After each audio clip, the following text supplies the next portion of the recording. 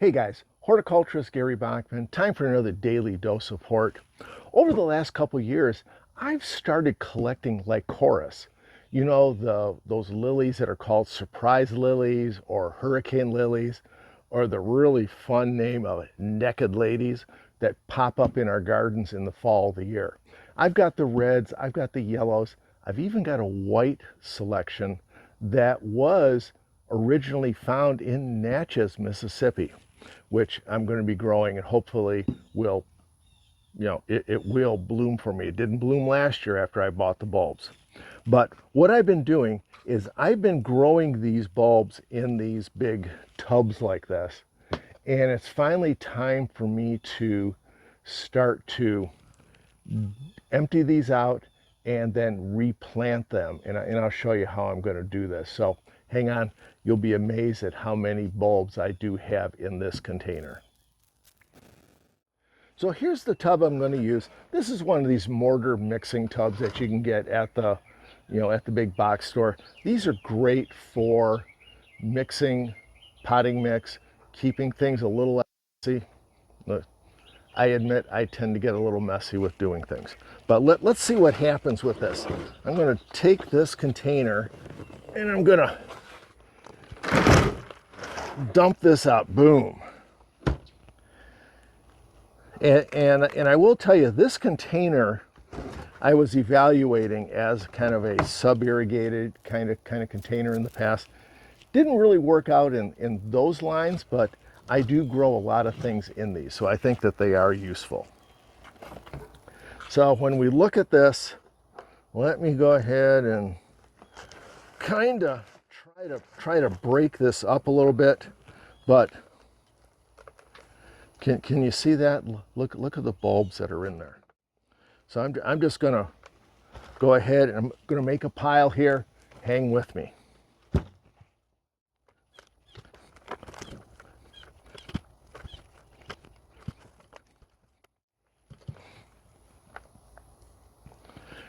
Now, one thing that I will tell you, you see all these bulbs coming out.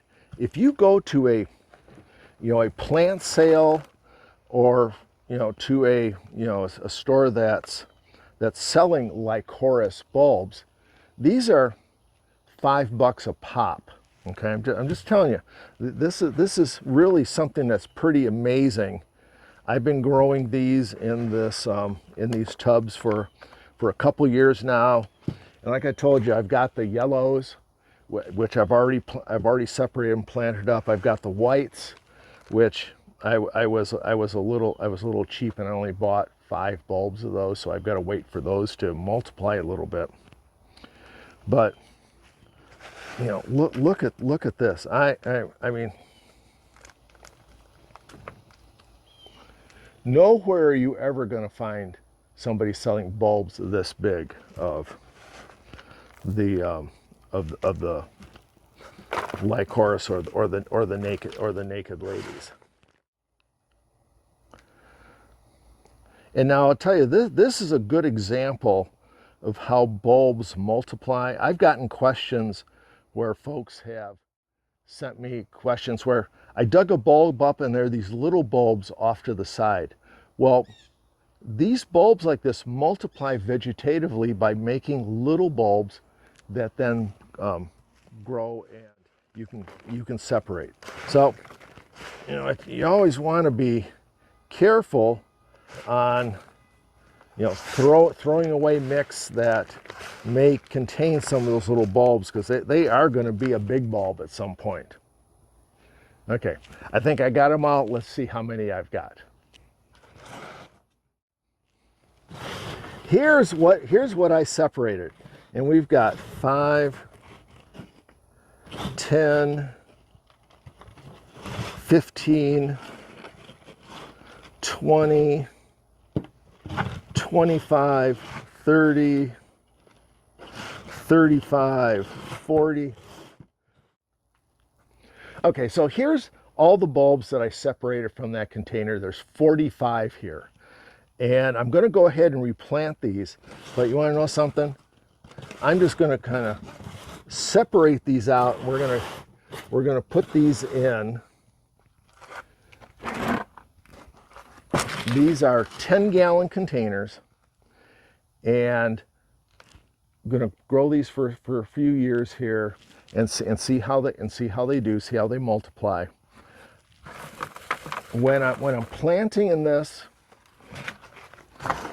I don't fill. I've learned not to fill the container up all the way with the good potting mix. And some folks will say, you put styrofoam, put pop bottles and things in the bottom of the pot. Well, over the last several years, I've started filling up the bottoms of the big pots with the big pine chips, the pine bark chips. And this goes along with some of the latest research with nursery production of stratification of the growing mix in these containers, that we're seeing better growth filling the bottom of that container with an organic material like the pine chip, the big pine chips, and then planting what we want to grow in the good mix. Because in reality, those plants don't fill up this whole big container. They only fill up this part of the container, but we keep an organic material in that bottom. Now, from what I'm going to use to fill this up, oops, and I got it all kind of tangled up there. Oof. I'm going to bring in one of my trash cans of potting mix. I don't throw any potting mix out. I always advocate using the best quality potting mix that you can use in a container that you can afford. Professional growing mix is my choice. But when I dump out a pot, I don't throw that away. I put it in these trash cans.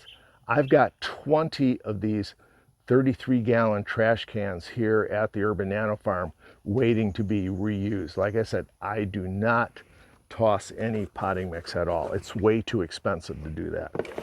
But what I'm going to do is I'm going to put a few scoops of mix in here and kind of fill this thing up.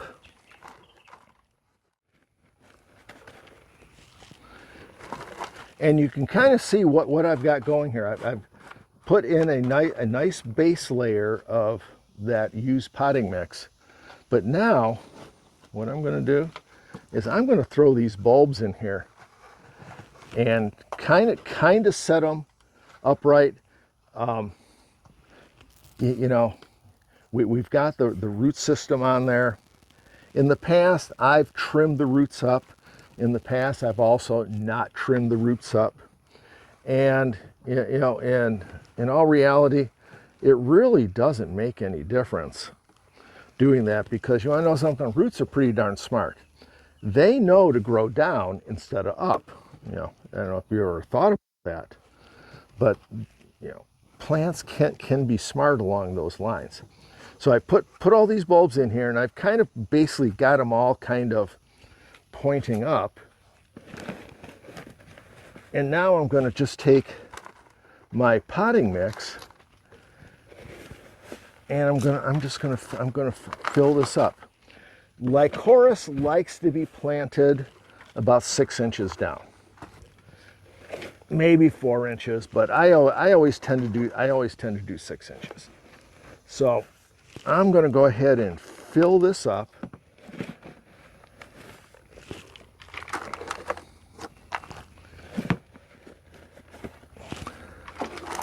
With this potting mix.